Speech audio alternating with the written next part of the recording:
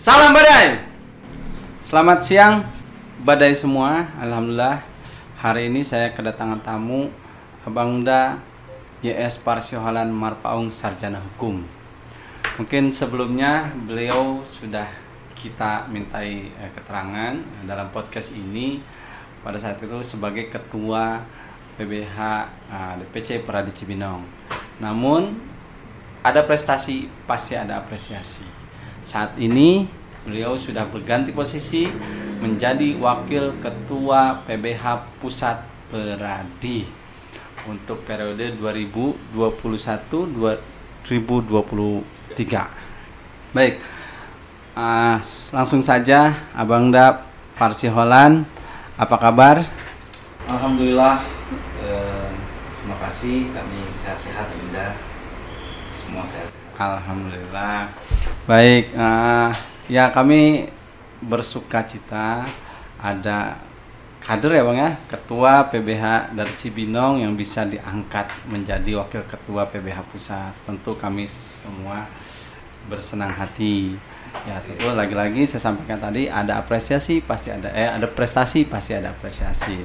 Nah, berkaitan dengan kerja-kerja pro bono ini sudah melekat sekali sama Abangda Parsiohalan. Pertama mungkin waktu kita ada pelantikan karena kan Abang dilantik berdasarkan SK nomor Cap 081 garis miring Pradi garis miring DPN garis miring 12 garis miring 2020 tanggal 4 Desember 2020 dan dilantiknya pada tanggal 6 Februari 2021 bersamaan dengan struktur kepengurusan DPN ya, bersamaan dengan itu. Nah, pada saat itu ada Prof. Otto tagline-nya ya mengenai single bar. Nah, kalau tema podcast hari ini ya tentu kita ingin coba angkat single bar dalam perspektif pro bono. Nah, pasti Abangda Parsiohalan berkompeten untuk menyampaikan itu. Nah, jadi bagaimana single bar dalam perspektif pro bono yang berkaitan dengan kejelasan organisasi. Mangga. Baik, terima kasih Adinda Emira, luar biasa.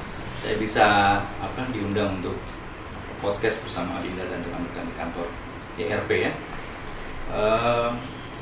Terkait yang mengenai pelantikan tadi, tentunya bukan hanya kerja-kerja saya, tapi juga kerja-kerja semua teman-teman kami di PBH Pradi Cibinong yang luar biasa, termasuk Adinda juga ada di situ, dan juga support dari teman-teman PBH se-Nusantara. Karena beliau kita seperti brotherhood ya, kita seperti keluarga, bahkan seperti saudara, gitu. Jadi itulah maka mungkin saat ini saya diminta untuk ikut bantu-bantu di PBH Pusat, begitu. Jadi terkait tadi tema yang Adinda sampaikan mengenai single bar dan kaitannya dengan pro bono, gitu ya. Betul. Oke. Ya, memang kami juga sudah sering kali mendapat amanat dari Ketua Umum DPN Pradi, Profesor Dr. Otto Hasibuan, SHMM, yang berkali-kali mengingatkan bahwa advokat itu perlu single bar. Single bar itu gunanya untuk apa? Tentunya pasti perkuatan organisasi advokat. Organisasi profesi yang sebesar ini tentunya perlu dikelola dengan baik. Tata kelola itu diantaranya adalah dengan single bar. Single bar itu ya untuk perwujudan bahwa profesi ini ya memang profesi yang mulia, di mana di situ di single bar itu diatur mengenai tata kelola, perlindungan terhadap advokat, terus bahkan juga ketika ada permasalahan juga kita punya dewan etik. Dewan etik itu yang lebih penting sebetulnya, karena dewan etik itu ya mungkin dalam praktek bisa saja terjadi malpraktek rekan advokat, baik disengaja maupun tidak disengaja. Tentunya dewan etik yang punya kewenangan, dan dewan etik itu ketika ini single bar, dewan etik itu akan menjadi kuat ya, karena kenapa saya memaknainya bahwa ketika etika ya seorang advokat itu harus diuji di dewan etik, tentunya nanti akan kelihatan ya seberapa jauh kadar kesalahan ya, atau bahkan mungkin tidak ada kesalahan, maka perlu satu dewan etik yang diuji dalam satu sistem yang single bar. Single bar. Karena kalau enggak kan repot ya. Nah, Betul. di sini ada permasalahan, ya setelah di sini bagaimana, terus pindah ke yang lain. Betul. Nah, kalau nggak ada kepastian hukum kalau menurut Betul. saya, gitu. Nah, kaitannya dengan pro bono adalah pro bono itu saya memaknainya sebagai suatu kewajiban advokat, ya, masing-masing advokat, ya. Karena itu diatur dalam kode etik, diatur juga dalam undang-undang, ya 18/2003 tentang advokat di pasal 22 itu diatur. Jadi kalau itu sudah berupa suatu kewajiban, ya tentunya kewajiban itu harus dijalankan. Yes. Kan begitu Adinda ya.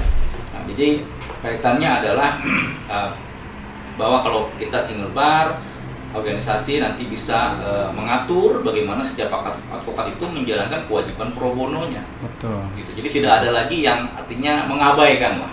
Karena kewajiban pro bono ini pertama bagi kita adalah kewajiban. Tapi untuk masyarakat penerima bantuan hukum, orang miskin, terutama orang miskin ya, itu adalah hak mereka. Iya, artinya di situ ada access to justice ya, hak untuk mendapatkan keadilan. Nah, di situ juga yang saya pernah pelajari ada access to legal counsel ya. Jadi hak untuk dibela advokat. Nah, jadi ketika masyarakat miskin itu di kondisi tertentu ya berhadapan dengan hukum, mereka punya hak untuk dibela oleh advokat. Gitu. Jadi di situ disebut sebagai access to legal counsel. Ya.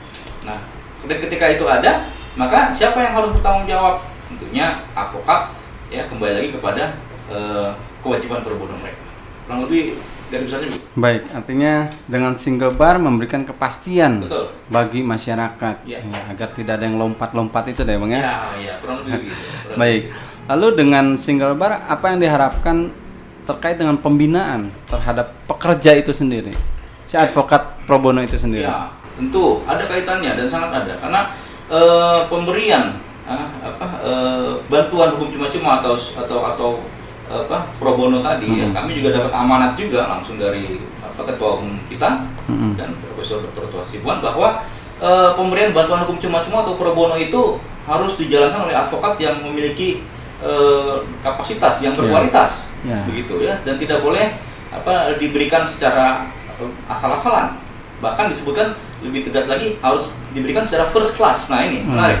First class ya. First class ya. Jadi kalau kita advokat yang dalam hal ini berprofesi memberikan bantuan hukum ya secara undang-undang advokat mendapatkan honorarium ya, tentunya ketika di posisi itu kita harus pasti first class dong penanganannya, ya kan? First class lah pokoknya, biar bagaimanapun klien best effort lah ya. Ya tentu. Begitu pula ketika advokat ini ya harus menangani dalam hal menangani perkara pro bono, dia harus first class juga. Ya. Gitu. Jadi nggak bisa asal-asal mentang-mentang pro bono, mentang-mentang ya udah asal-asal aja lah, orang nggak ini kok gitu kan, tidak berbayar ibaratnya. Oh nggak boleh begitu.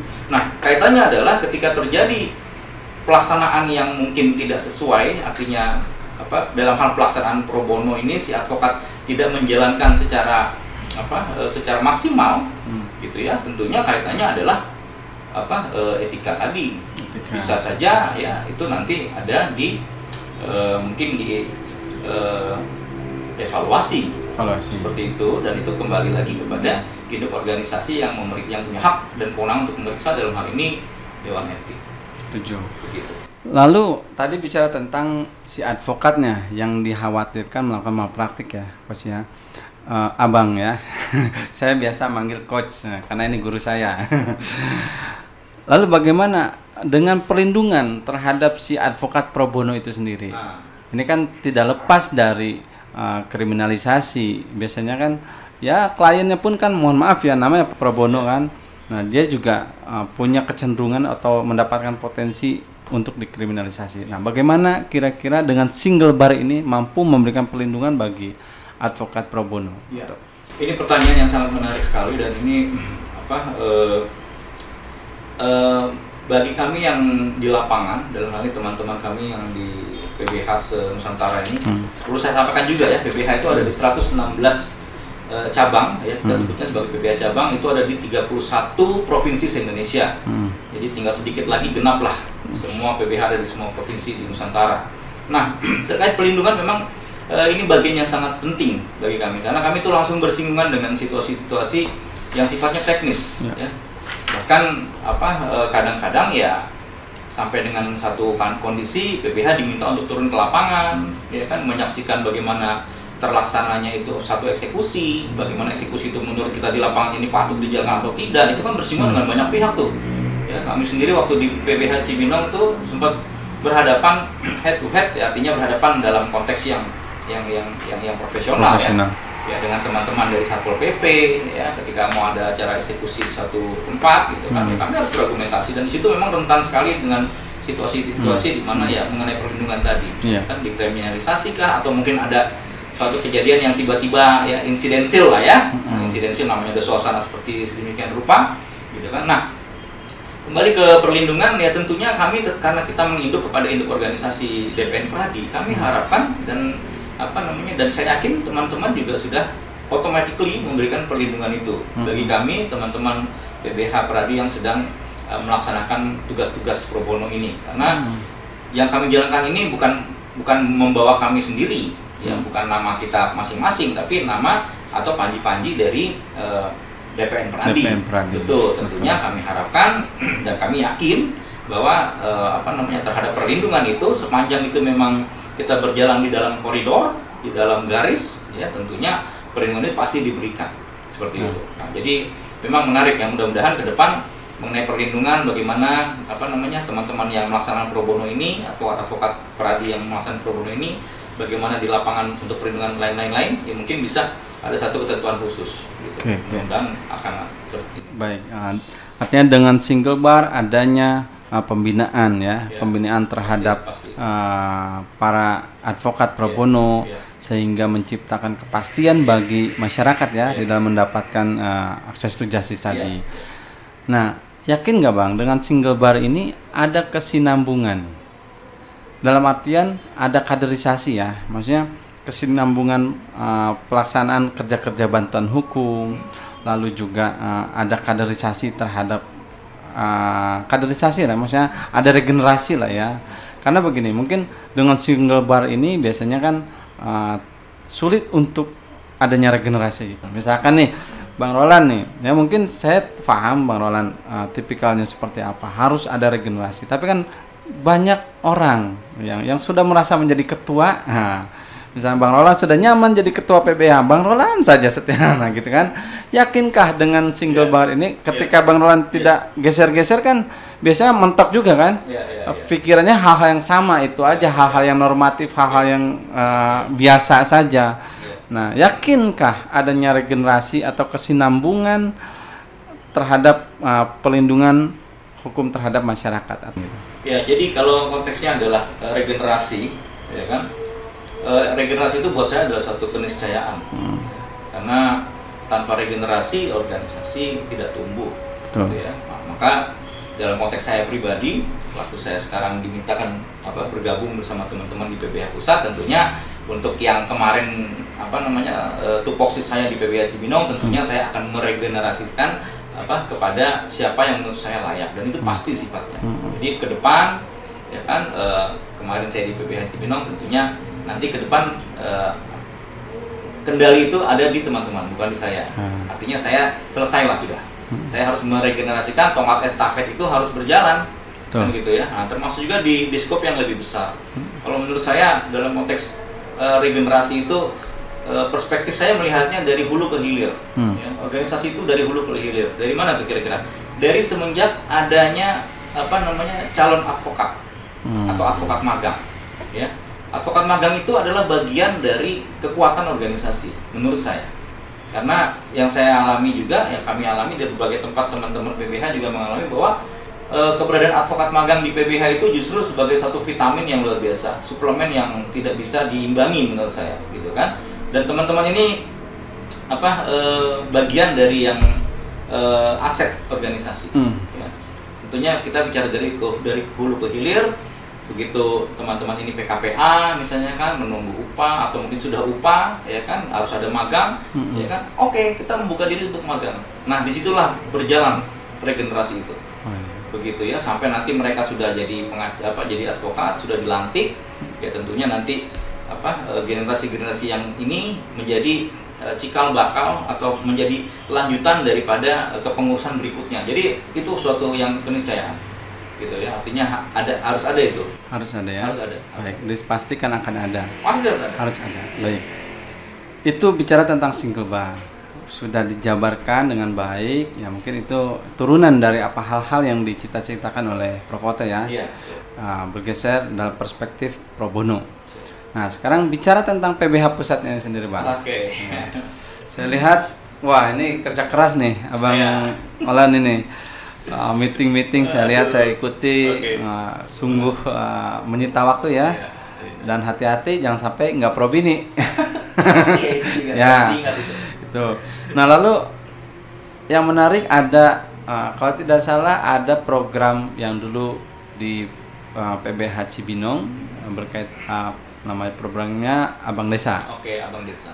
Informasinya itu ditarik menjadi program di PBH Pusat. Ya. Mungkin izin Abang jelaskan mengenai Abang Desa. Baik, Adinda. Terima kasih. Abang Desa itu singkatan dari Advokat Bangun Desa. Ya. Advokat Bangun Desa. Kenapa sih harus ada kayak begitu, gitu kan? Nah, ini sebenarnya embrionya adalah diskusi-diskusi kecil dengan teman-teman di PBH. Waktu itu di PBH Cibinong, ya saya ada dengan beberapa teman, ya kita diskusi tentang kita punya program apa, gitu kan? Terus tarik menarik pembahasan, ternyata muncullah nama Abang Desa itu, Advokat Bangun Desa. Kenapa gitu kan? Karena memang konteksnya adalah advokat itu, begini. Kami sempat menawarkan adanya semboyan Caraka Raksasa Graha, ya, Caraka Raksasa Graha, ya, sebagai semboyan dalam kita berkegiatan. Itu diambil dari bahasa Sanskerta yang arti luasnya itu adalah duta perlindungan yang siap menolong, duta perlindungan atau utusan perlindungan yang siap menolong, begitu.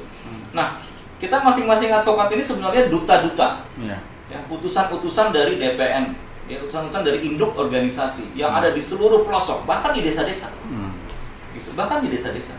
Ya, artinya ketika ini konteksnya adalah pro bono, ya kan, orang miskin yang harus dibantu, ya kan, lah kita nggak bisa hanya berkutat pada segmen perkotaan. Memang betul ada ya orang miskin yang perlu dibantu di zona perkotaan, tapi banyak juga yang di desa. Lalu yang di desa itu siapa yang menyentuh, kan begitu, kurang lebih begitu. Nah, dalam diskusi itu muncullah satu gagasan Abang Desa, Advokat Bangun Desa. Jadi diharapkan semua advokat ini nanti yang ada di wilayahnya masing-masing, karena begini, mungkin bisa Adinda coba telusuri ya kan perbandingan antara desa dan kota se-Indonesia. Berapa banyak kota, berapa banyak desa? Lebih banyak desa. Oke. Nah, artinya Advokat Bangun Desa itu adalah bagaimana si advokat ini menjadi utusan ya dari induk organisasi ya, untuk memberikan bantuan hukum pro bono kepada masyarakat di desa. Esensinya seperti itu. Konsep kerja-kerjanya mungkin lebih detailnya seperti apa? Ya, ini baru kami tawarkan, ya kan, kami ajukan ke organisasi dalam hal ini PBH Pusat. Tapi untuk untuk Abang Desa sendiri sudah dijalankan oleh beberapa teman-teman di PBH cabang. Seperti rekan saya di PBH Balai Bandung, mereka sudah menjalankan konsep Abang Desa ini. Nah, jadi ya seperti itu. Jadi advokat-advokat itu mungkin dia turun ke desa-desa, dia berikan penyuluhan, gitu kan, penyuluhan ke warga desa, bekerja sama dengan Kades, karena kan ada undang-undang desa nih, ya kan, di situ juga dibutuhkan penguatan. Nah, penguatannya itu kan dari siapa? Di antaranya dari kita advokat, gitu, karena banyak hal yang mesti secara rapih dikelola, begitu. Mantap. Abang Desa ditarik jadi programnya PBH Pusat. Ya, kami usulkan. Ya, diusulkan, yang semoga dapat direalisasikan dan menjadi manfaat buat masyarakat di desa. Ya.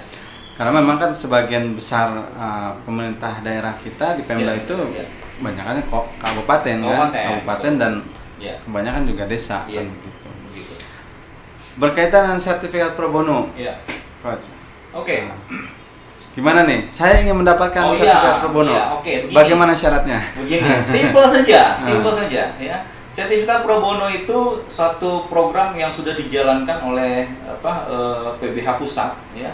Itu kalau nggak salah sejak 2017 itu diluncurkan program itu 2017, dan sertifikat pro bono itu adalah sertifikat yang diberikan oleh induk organisasi Ya, kepada siapa? Kepada siapa rekan advokat yang sudah menjalankan pro bono, ya, sesuai ketentuan undang-undang dan ketentuan kode etik, dan juga sesuai ketentuan dari Peraturan Peradi Nomor 1 Tahun 2010 tentang petunjuk pelaksana pemberian bantuan hukum secara cuma-cuma. Ya, di situ diatur ya bahwa advokat itu diwajibkan memberikan kerja-kerja pro bono, menangani perkara pro bono. Dalam peraturan Peradi itu disebutkan 50 jam per tahun. Simpel aja kok, gitu. Simpel saja. 50 jam per tahun, ya mereka masuk dalam surat kuasa apapun itu bentuknya, ya, karena dalam peraturan Peradi Nomor 1 Tahun 2010 itu tidak hanya litigasi, tapi ada juga non litigasi. Di antaranya ya penyuluhan, itu termasuk dalam non litigasi. Seperti itu. Jadi kalau teman-teman sudah menjalankan itu bersama PBH Peradi tentunya, nanti PBH Peradi cabang akan menyampaikan ke PBH Peradi pusat bahwa daftar-daftar nama-nama rekan-rekan tersebut sudah menjalankan pro bono tadi. Nah, itu disiapkanlah sertifikat pro bono. Oke, berarti kita reportnya ke PBH cabang dulu. PBH cabang. Tentunya kan teman-teman kan terdaftar di PBH cabang. Ya kan? Nah, ketika teman-teman memang secara faktual ya, sudah mengikuti kegiatan bersama dengan PBH Peradi cabang dalam hal penanganan dan hukum pro bono, dan tentunya kan ada datanya di situ. Kalau di Cibinong pasti ada, bahkan rekam digitalnya juga ada kok, ya, fotonya ada gitu. Jadi nggak bisa dibohongin lah, nggak bisa tiba-tiba ujuk-ujuk gitu kan. Ada seseorang yang ya mungkin entah bagaimana gitu kan, ya terus minta dibikin sertifikat, ya kami akan lihat rekam jejaknya, terdata semua. Iya, tentu. Mungkin ketika mendapat sertifikat itu kebanggaan lah buat kita ya. Betul. Bahwa kita tidak hanya berorientasi kepada materi, dan kita pun memang melekat kan. Menjadi pro bono itu melekat buat semua advokat. Bahkan kalau di luar negeri yang saya dengar, kalau advokat yang punya sertifikat pro bono itu punya plus.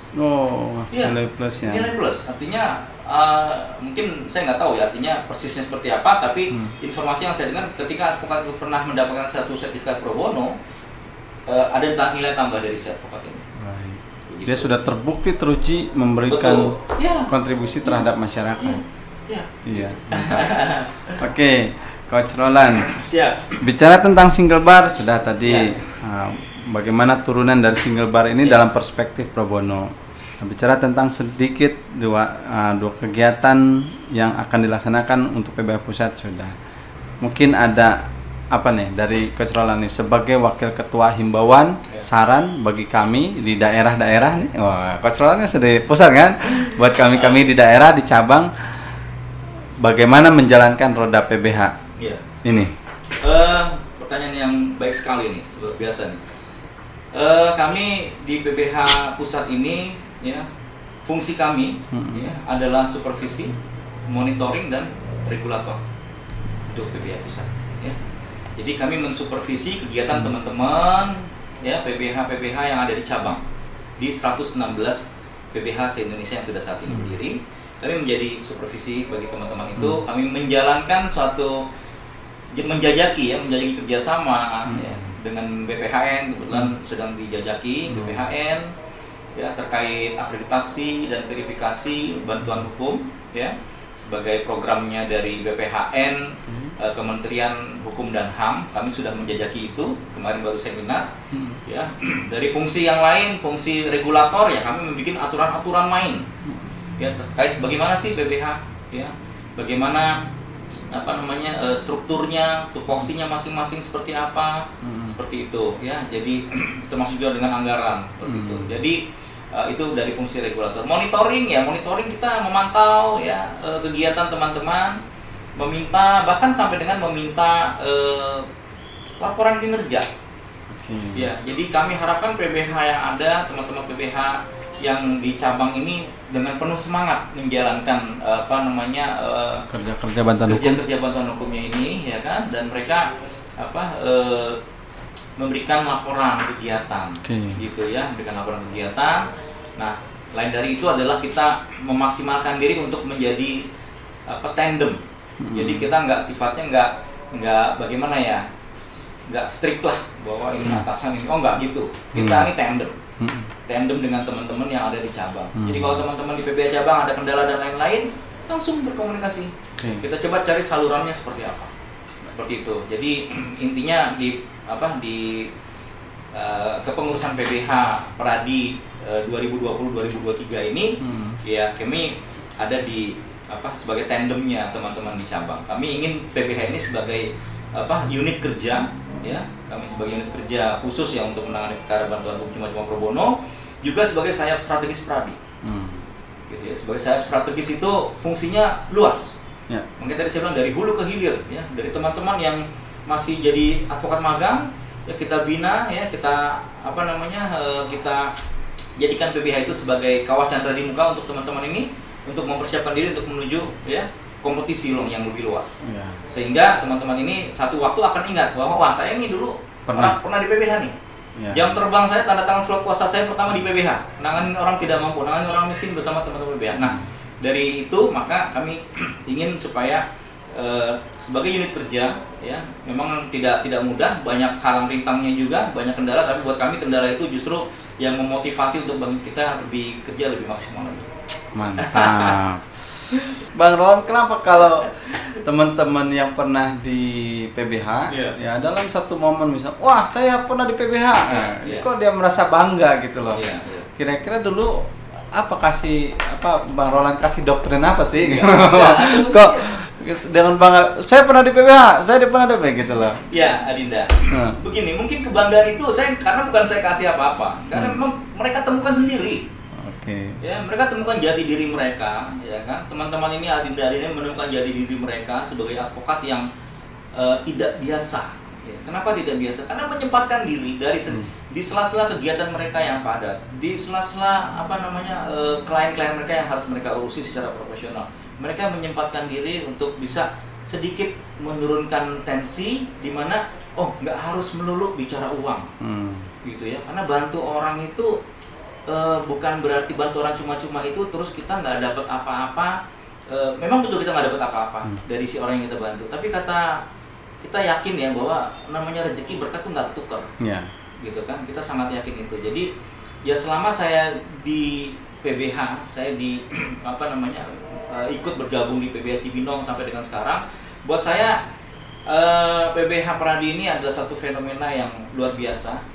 Kalaulah ya semua advokat ya, mayoritas advokat yang ada di Indonesia ini bisa memberikan bantuan hukum cuma-cuma seperti konsep pro bono, saya pikir itu akan jadi penyeimbang. Artinya penyeimbang dari gap yang ada antara kaya dan miskin. Jadi ketika orang miskin ya, terkena masalah hukum, ya, udah miskin kena masalah hukum, terus nggak ada yang bantu. Ya, coba dari 3 komponen itu, kalau kita berpikir logika secara kemanusiaan, kasihan sekali ini. Terus tiba-tiba udah miskin, kena masalah hukum, ada yang bantu. Ya, artinya apa? Terobatilah. Jawabannya yang sudah tepat. Terobatilah. Artinya gap itu kita pangkas, nggak ada lagi gap. Ya, access to justice, terus access to legal counsel itu betul-betul mereka rasakan. Karena ini bagi kita ini kewajiban. Bagi mereka itu hak. Kan kita pertemukan dong. Gitu. Ya kan? Bagi kita ini kewajiban, bagi mereka kita pertemukan. Jadilah konsep pro bono ini yang sekarang dikelola oleh PBH Pradi. Kurang lebih begitu. Baik. Mantap. Satu hal nih. Sensitif. Oke. Tidak mungkin. Ya memang pasti setiap kerja-kerja pro bono itu, kerja-kerja bantuan hukum, kita tidak boleh mengharapkan sesuatu. Bahkan itu harus free of charge kita terhadap si pencari keadilan tadi. Nah, namun kan mengelola organisasi tetap harus ada anggaran, Coach. Ya, bicara tentang misalnya print surat kuasa aja harus ada 2 lembar surat, 2 lembar kertas, ada tinta, ada komputer, ada printer. Nah, kira-kira bagaimana mengantisipasi bicara tentang anggaran? Oke. Ini menarik sekali karena memang salah satu dari yang paling pokok adalah bagaimana organisasi ini berjalan, ya kan? Terus hubungannya dengan anggaran yang mereka punya, kan gitu ya. Kami melihatnya bahwa organisasi ini jangan terpaku mengenai kita nunggu siapa. gitu kan. Kalau kita nunggu anggaran itu turun, ya kan, ya syukur-syukur anggaran itu bisa segera turun, entah itu dari negara atau dari siapapun. Ya, cuma banyak diskusi kami, terutama juga diskusi kami dengan Ketua PBH saat ini, ya, Bang Suhendra Asido Huta Barat, ya, SHMH. Beliau memotivasi kami teman-teman yang di PBH pusat, udahlah ya kita kumpul aja, kita diskusi aja, apa yang ada itu yang kita rapihkan, itu yang kita ini ya, kadang-kadang anggaran itu memang harus kita upayakan sendiri seperti itu ya, artinya solusi harus ada meskipun hambatan di depan mata. Begitu pula dengan teman-teman yang di daerah, yang banyak teman-teman PBH kami yang menurut kacamata ya kami melihat bahwa teman-teman ini memang ya terkendala juga tentang anggaran ya. Daerah mereka nggak begitu seperti kita lah di kota begini ya. Mereka ada di desa ya kan, di satu kabupaten yang nggak terlalu apa namanya bagaimana mas ya, intinya banyak kendala tentang anggaran. Tapi saya melihat bahwa teman-teman ini luar biasa. Bahkan ada satu teman saya itu ketua PBH Ngawi, wah dia menjalankan itu kerja pro bononya ya kan, dan tidak mikirkan anggaran ya, anggaran itu sedapatnya aja ya. Dan dia itu pada saat kami rakornas ya, pada kami rakornas di Surabaya terakhir itu, PBH Ngawi ini ya mendapat rating paling tinggi penanganan pro bono. Wah, luar biasa. Saya bilang wah ini artinya apa, ada solusi kok ya. Akan lebih bagus lagi ketika teman-teman ya kan mau ngerti, ketika oh saya sibuk nih ya kan, bolehlah saya kontribusikan sedikit ya apa yang saya punya ke PBH. PBH perlunya apa? Oh printernya udah nggak nyala ya, saya kirim printer. Sindiran ini. Atau mungkin oh ini kok ya, ini kok spanduknya udah jelek ya, ganti. Jadi seperti itu Adinda ya. Kita nggak pernah, kami selama saya menjalankan bersama teman-teman ya, saya nggak sendiri ya, saya menjalankan PBH Cibinong bersama teman-teman ya, kami coba saluran-saluran itu kita bentuk lah. Jadi anggaran itu bukan jadi masalah. Ya mungkin kalau ada Adinda yang pernah gabung di magang di PBH Cibinong, ya dengan segala keterbatasan yang ada, Adinda itu kami sediakan tempat untuk makan siang, silahkan di restoran touchscreen ada di sebelah. Tinggal tunjuk tuh kan, ini ada tempe goreng, ada. Itu realita. Ini mungkin Adinda Niko mengalami kan. Jadi tidak pernah ada satu hari pun ya yang nggak ada makan siang. Uangnya dari mana nggak tahu, pokoknya ada aja. Ya. Gitu. Yang mudah-mudahan tadi kembali ada apa namanya tergerak ya teman-teman yang sudah kantor advokatnya sudah baik ya kan, rezekinya bagus, kliennya banyak, tanda tangan surat kuasa tiap hari kan kalau difoto kan gitu. Nah, suka ada ini tanda tangan surat kuasa yang tiap hari itu difoto, nggak apa-apa, sampaikanlah ya kan, ini kita bantu orang miskin ya, kita sebagai representasi dari teman-teman, representasi teman-teman sibuk, kita salut, kita senang, kita happy ya, kamilah representasinya teman-teman PBH ini ya, bantuin orang miskin, menyempatkan waktu kan gitu. Jadi teman-teman juga ikut dapat mulianya ya, betul, officium nobilenya dapat kan gitu. Saya sibuk ya, oke saya sibuk, tapi ini PBH nih kan ya kan, bagaimana biar restoran touchscreen itu tetap terbuka buat teman-teman PBH ya kan, oke saya supply lah ya kan, seperti itu intinya itu akan lebih baik. Tapi saya yakin dan saya bisa menjamin bahwa teman-teman PBH se-Nusantara ini, teman-teman kami di 116 PBH ini luar biasa, betul-betul mereka menjalankan itu tanpa pamrih, dan itu buat saya, kalau mereka bisa seperti itu kok saya enggak ya, itu yang memotivasi. Baik, mantap. Terakhir coach, apa ini yang coach pakai ini? Pin apa ini? Mungkin ya, bisa dijelaskan. Ini buat saya ini logo sertifikat pro bono. Oh, yang tadi di Adinda tanyakan. Ini logo sertifikat pro bono yang diluncurkan di tahun 2017 PBH pusat dan DPN ya. Saya bikin ini ya kan, dan saya berikan juga ke beberapa teman-teman. Kenapa? Supaya setidaknya kita PBH itu harus menyatu, mendarah daging ya. Dalam konteks kita sebagai advokat ya. Dan PBH itu harus membumi dalam hal kita menjalankan kegiatan. Jadi PBH itu bukan ilusioner. Ya, gitu bukan ya. Ilusioner. Bukan ilusioner ya. Kita harus membumi, kita harus betul-betul menggerakkan itu, kita harus menjalankan, jangan tidur juga kelamaan ya. Dan kita harus menyatu. Jadi saya selalu bangga dengan organisasi saya, ya, organisasi advokat saya Pradi.